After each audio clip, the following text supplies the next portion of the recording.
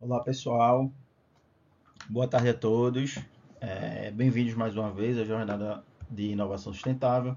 Meu nome é José Aldimar e hoje a gente vai falar um pouco, introduzir aqui o tema bactérias e processos fermentativos. A gente vai começar fazendo uma breve revisão das bactérias, que é extremamente importante a gente entender isso. E de uma forma geral, as bactérias são micro-organismos unicelulares, geralmente microscópicos, e que pertencem ao reino Monera. São procariotos, ou seja, não tem o núcleo organizado, o núcleo organizado por não ter a carioteca, que é aquela membrana que envolve o núcleo e separa o núcleo do citoplasma. Então, essa é uma característica marcante das bactérias. São procariotos. São unicelulares, eles habitam diversos habitats, É, São aeróbicos ou anaeróbicos. Aqui em habitats diversos também é uma curiosidade também, tem os micro-organismos extremófilos. As bactérias também participam desse grupo de micro-organismos, que são organismos que vivem em condições extremas, E que alguns extremófilos também têm aplicação biotecnológica. Apesar de eles estarem em condições extremas, eles são bastante também utilizados na pesquisa, né?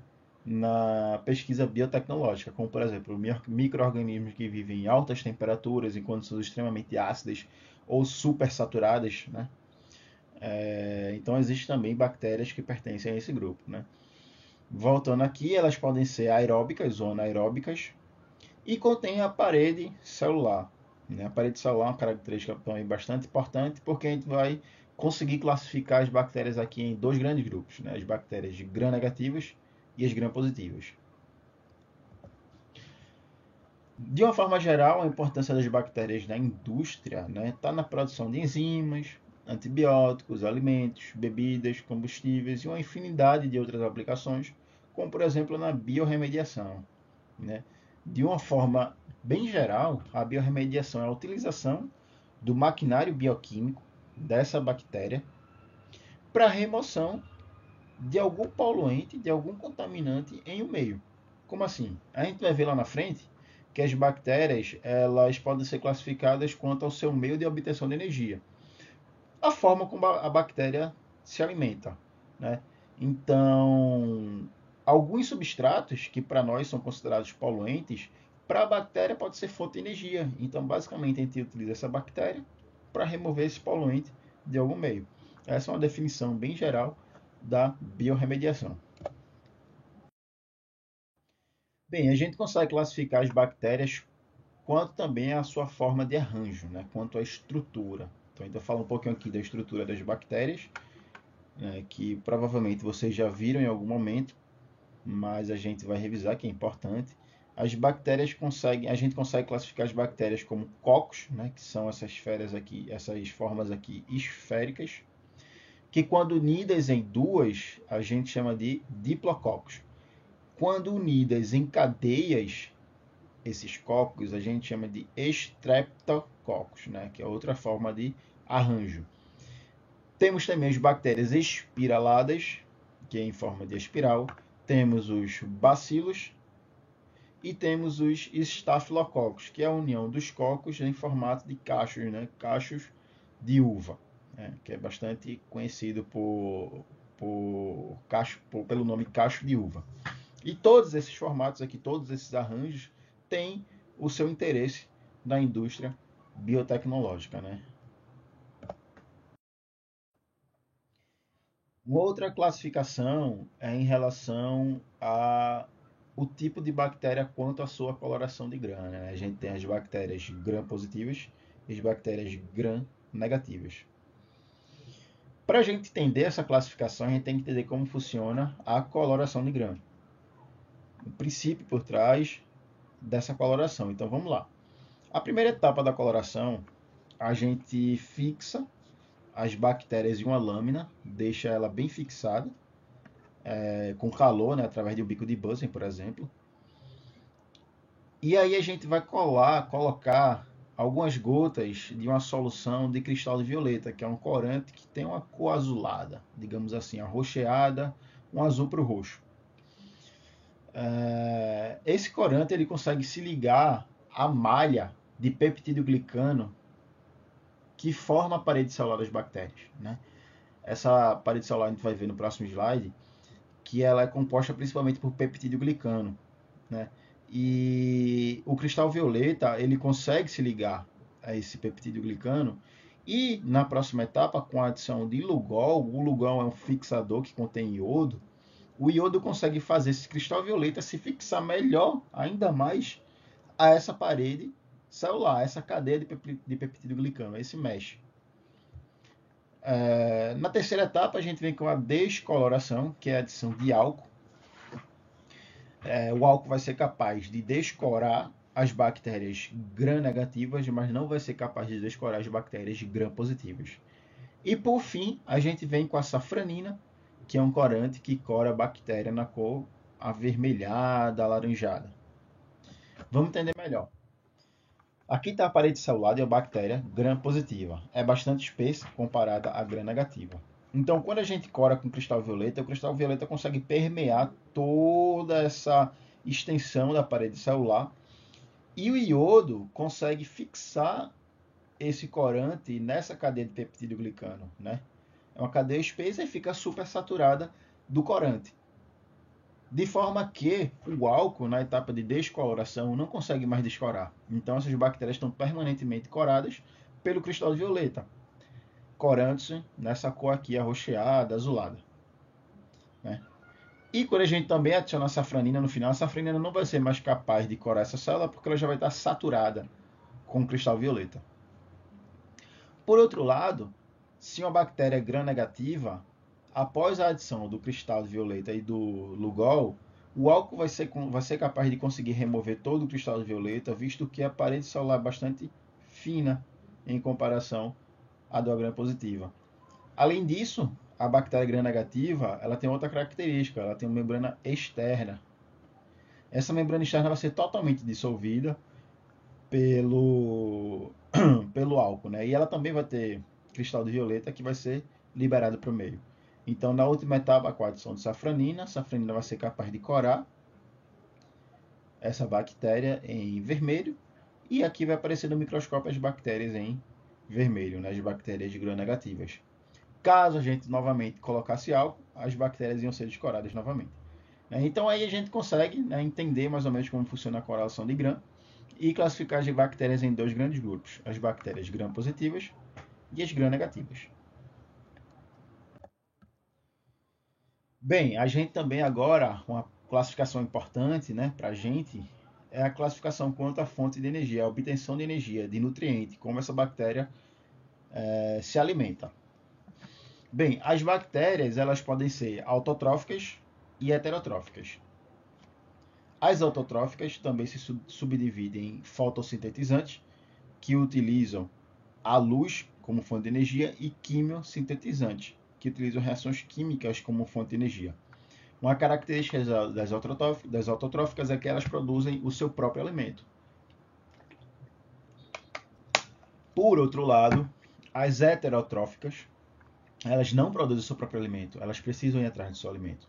E elas se subdividem em três grandes grupos: as bactérias anaeróbicas obrigatórias, as anaeróbicas facultativas e as aeróbicas obrigatórias.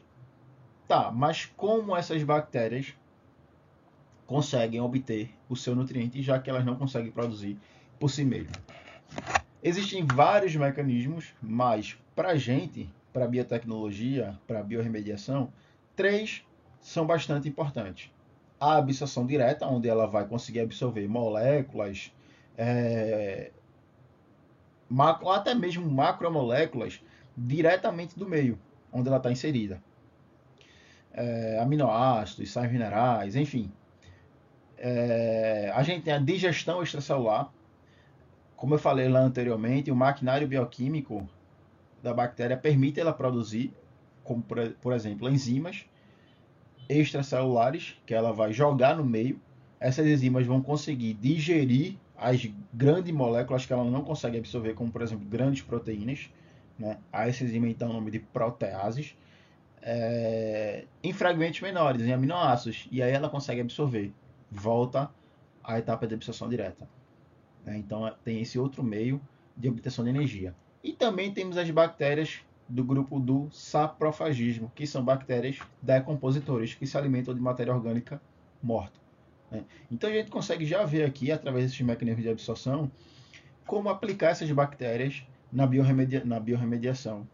Por exemplo, né? Vamos de repente supor que uma bactéria ela consegue produzir uma enzima que degrada um substrato que para a gente é um poluente. Aí, então a gente vai lá, pega essa bactéria, joga no meio, ela vai se adaptar ao meio, vai começar a produzir uma infinidade de enzimas e uma dessas enzimas vai começar a quebrar aquele poluente e ela vai absorver o substrato formado, ou o substrato não, o produto formado, que são os aminoácidos, o que quer que seja, né, as pequenas moléculas formadas da quebra daquele substrato, daquele poluente. E por outro lado, a gente vai estar se livrando daquele poluente. Então, é mais ou menos isso o que é feito na biorremediação, que vocês vão ver melhor depois na próxima palestra. Tá, mas as bactérias elas precisam, de uma forma geral, ter boas características para a indústria. Para a indústria tem que ter uma característica boa, desejável, no caso. Porque não adianta a gente saber de tudo sobre a bactéria. A bactéria é uma bactéria nova, totalmente conhecida, totalmente decifrada. Saber tudo sobre ela se ela não tem uma viabilidade para a indústria. E o que é que ela faz? O que é que faz ela ter uma viabilidade para a indústria?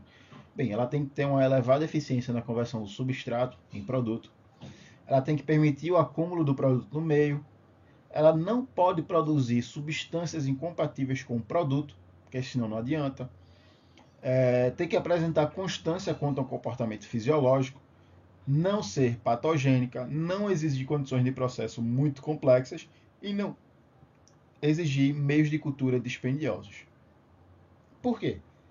Porque para a indústria sempre vai pesar o fator econômico, o custo-benefício. Então eu não posso ter uma bactéria que tem 100% de rendimento, mas o processo em si é extremamente dispendioso. Para a indústria não vale.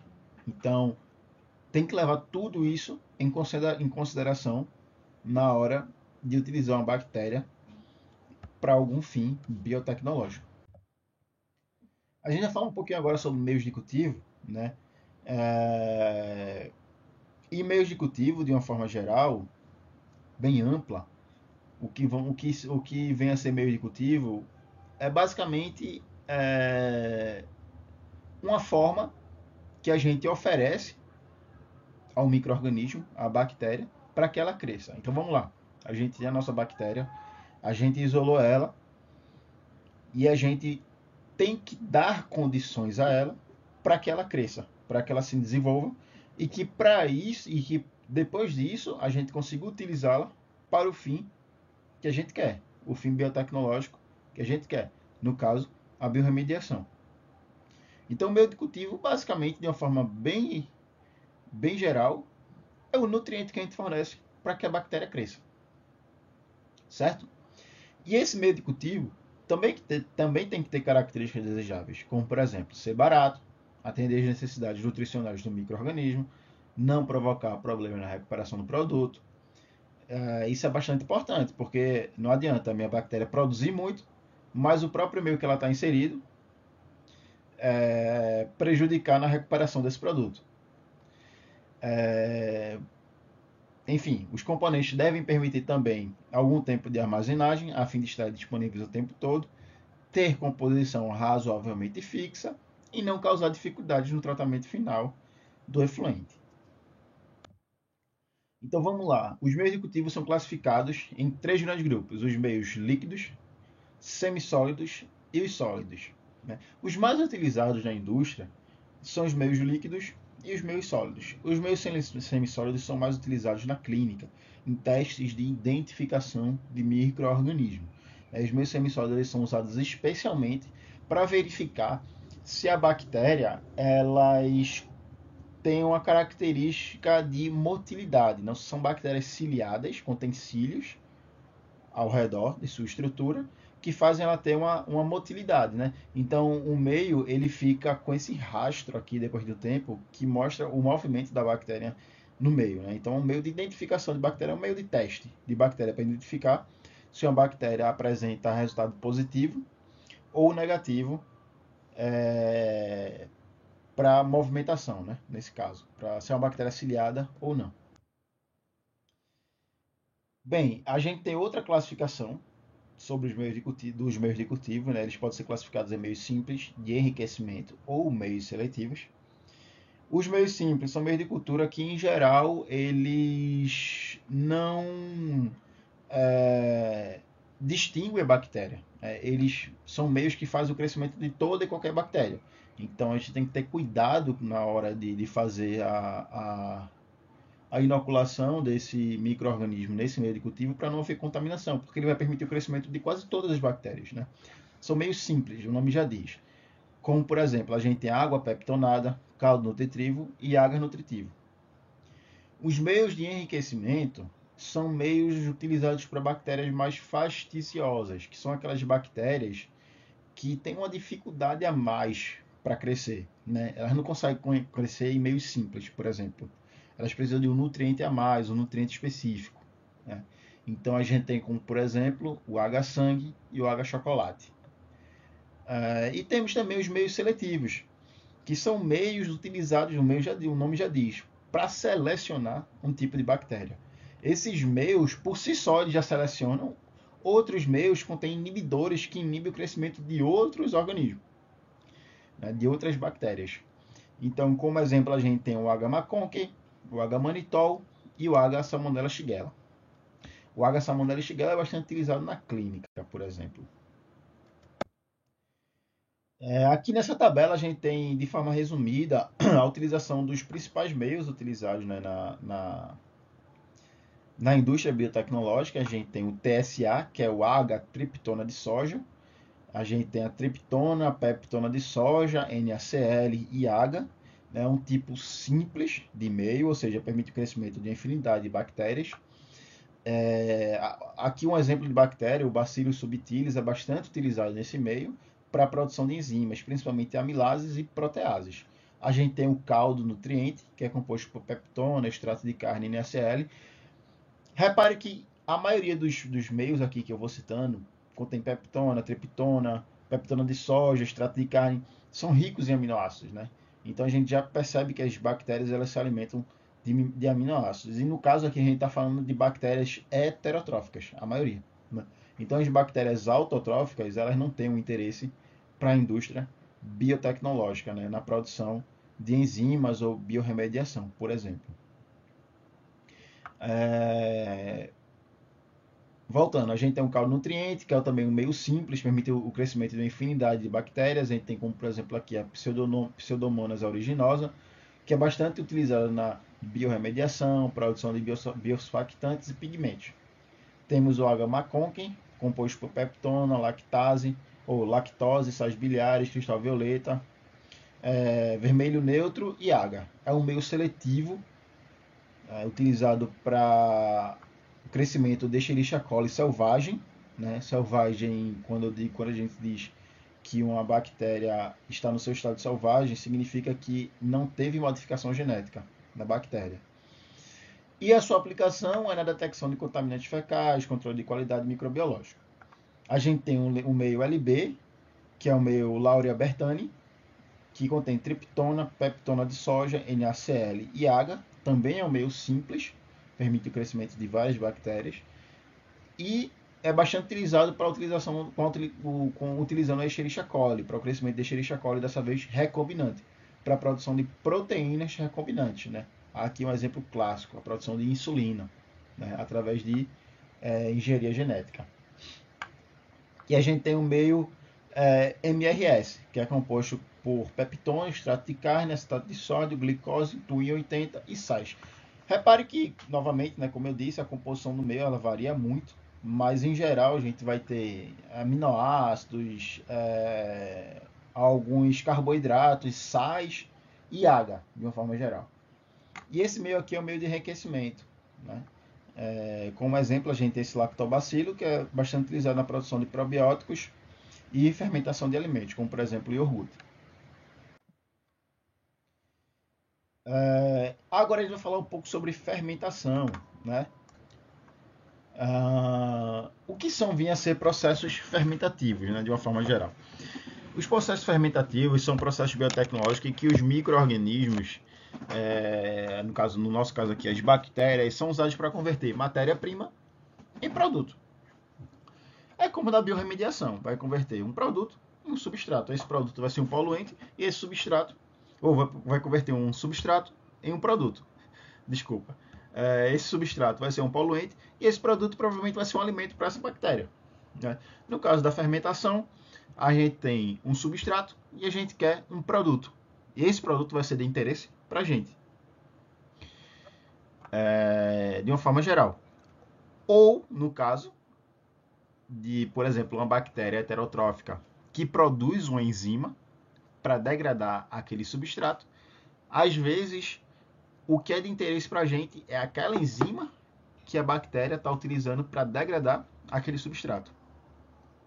Então, enfim, de uma forma geral, os processos fermentativos são isso, né? A utilização de micro-organismos para a obtenção de algum produto a partir de uma matéria-prima que a gente utiliza naquele meio fermentativo. E isso tem uma infinidade de aplicações, né? A obtenção de proteínas, de enzimas, a obtenção de vinagre, etanol, queijo, pão, solventes, enfim. São vários exemplos.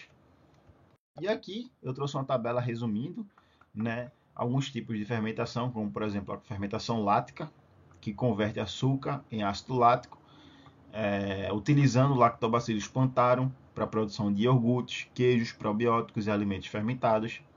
Temos também a fermentação alcoólica, que no caso aqui é raro para bactérias, né? A gente utiliza outros tipos de micro-organismo. Mas, enfim, ela produz etanol e CO2, né? É mais comum utilizar a levedura, que é um tipo de fungo, para a produção de etanol, combustível em biotecnologia industrial. Então, a fermentação alcoólica já não tem uma aplicação muito significativa para bactérias. A gente tem a fermentação acética, que oxida o etanol em ácido acético. Aqui a gente vai ter a Acetobacter aceti, né, produção de vinagre. A fermentação butírica, por exemplo, que é a geração de ácido butírico, gás, hidrogênio e CO2, na produção de solventes industriais e compostos bioenergéticos. E por fim, a gente tem a fermentação aeróbica controlada, né? Bactérias crescem na presença de oxigênio para produzir compostos complexos, como por exemplo o gênero Streptomyces, né? Aqui a gente consegue ter a produção de antibióticos como streptomicina e tetraciclina, né? E produção de enzimas. Bem, pessoal, foi isso. Obrigado pela atenção de vocês. Aqui está meu contato. Qualquer dúvida, só é mandar para esse e-mail aqui. Respondo o mais breve possível que eu conseguir na medida do possível. Aqui está um Scan.me para dar acesso a alguns dados meus. E obrigado pela presença. Espero que vocês estejam apreciando a nossa jornada. E boas palestras que estão por vir. Até mais.